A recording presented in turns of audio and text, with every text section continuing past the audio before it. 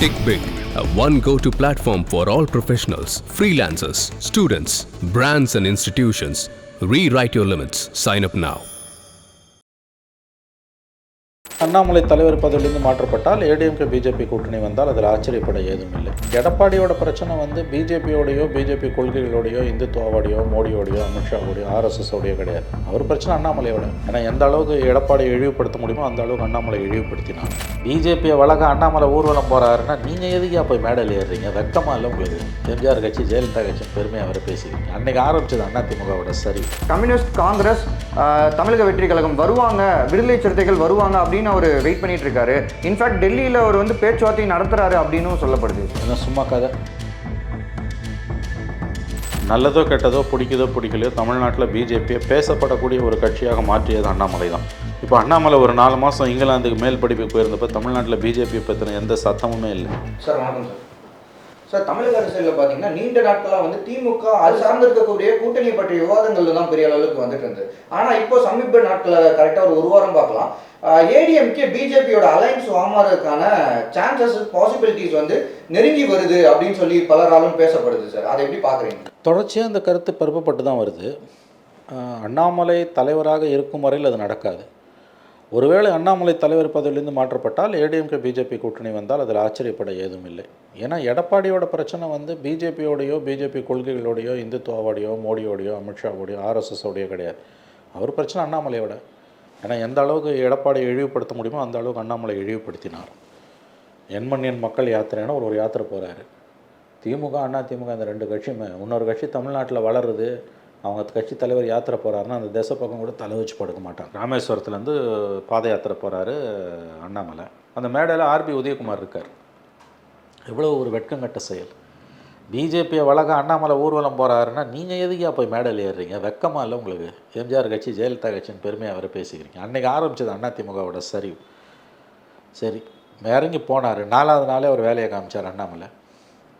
EPS OPS பிரச்சனையில் ஓபிஎஸ்ஸை support பண்ணார்.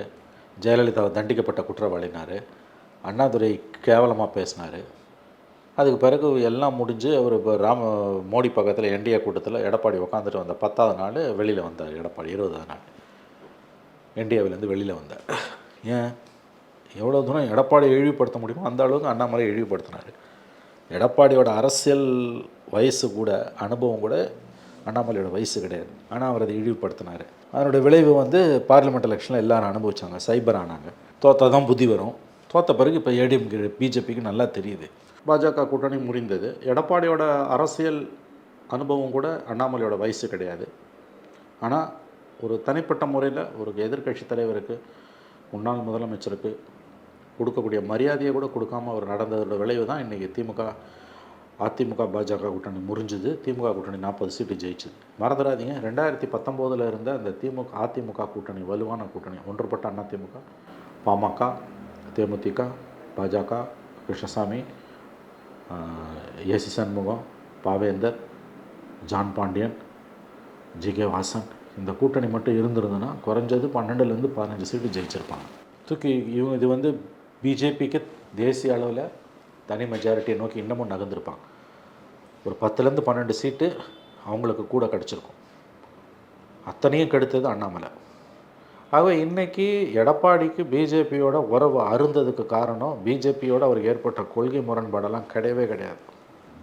அண்ணாமலை என்ற தனிநபருடன் அவருக்கு ஏற்பட்ட மோதல். அண்ணாமலை மாற்றிட்டாங்கன்னா பிரச்சனை சரியாயிட போகுது. அதற்கு வாய்ப்பு இருப்பதாகத்தான் சொல்லுகிறார்கள். ஒருவேளை அண்ணாமலை மாற்றப்படாவிட்டால் அதிமுக பிஜேபி கூட்டணி கண்டிப்பாக வராது. அதில் எந்த மாற்று கருத்தும் வேண்டாம். அதிமுகவை பாஜக 2ஆக உடைத்தாலும் வராது. இன்னொரு பக்கம் என்ன சொல்கிறாங்கன்னா, இபிஎஸ் அவர்களுக்கு அண்ணாமலை இருந்தாலும் சரி இல்லாட்டியும் சரி பிஜேபியுடன் கூட்டணிக்கு போவதற்கான ஐடியா வந்து சுத்தமாகவே கிடையாது. Still he is expecting communist Congress தமிழக வெற்றி கழகம் வருவாங்க, விடுதலை சிறுத்தைகள் வருவாங்க அப்படின்னு அவர் வெயிட் பண்ணிட்டு இருக்காரு. இன்ஃபேக்ட் டெல்லியில் அவர் வந்து பேச்சுவார்த்தை நடத்துறாரு அப்படின்னு சொல்லப்படுது. அதெல்லாம் சும்மா கதை. 26 சட்டமன்ற தேர்தல், இன்னும் 14 மாதங்களில் 15 மாதங்களில் வரக்கூடிய சட்டமன்ற தேர்தலில் தமிழ்நாட்டில் திமுக தலைமையிலான காங்கிரஸ் 2 இடதுசாரிகள், விசிக, மதிமுக கூட்டணி அப்படியே தொடரும். அதில் எந்த மாற்றமும் இருக்காது என்று நான் உறுதியாக நம்புகிறேன். எடப்பாடியோட நம்பிக்கை வீணான நம்பிக்கை. விஜய் கூட அதிமுகவோட போகலாம், பாமக கூட போகலாம், தேமுதிக போகலாம். ஆனால் திமுக கூட்டணியில் எந்த மாற்றமும் வராது. பிஜேபியோட அதிமுக உறவு வருமா வராதான்னா அண்ணாமலை இருக்க வரைக்கும் வராது. அண்ணாமலை போன பிறகு வருவதற்கு பிரகாசமான வாய்ப்புகள் இருக்கின்றன. அப்போ எடப்பாடி முரண்டு பிடிச்சாருன்னா அதிமுகவை பிஜேபி ரெண்டாக உடைக்கும்.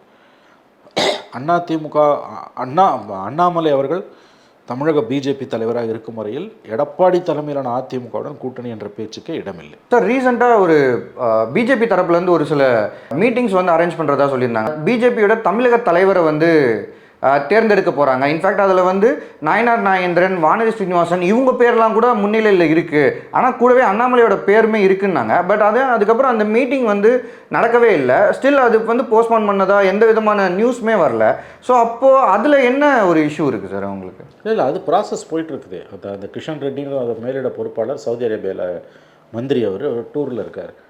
அநேகமாக நாளைக்கோ நாளை மறுநாளோ வருவார். இந்த வார இறுதிக்குள் தமிழக பாஜக தலைவர் தேர்ந்தெடுக்கப்பட்டு விடுவார். அது அண்ணாமலையா அல்லது மாற்றம் இருக்கா என்பது தான் நாம் கவனிக்க வேண்டிய விஷயம். இப்பொழுது இருக்க சூழ்நிலையை எதையும் கூற முடியவில்லை.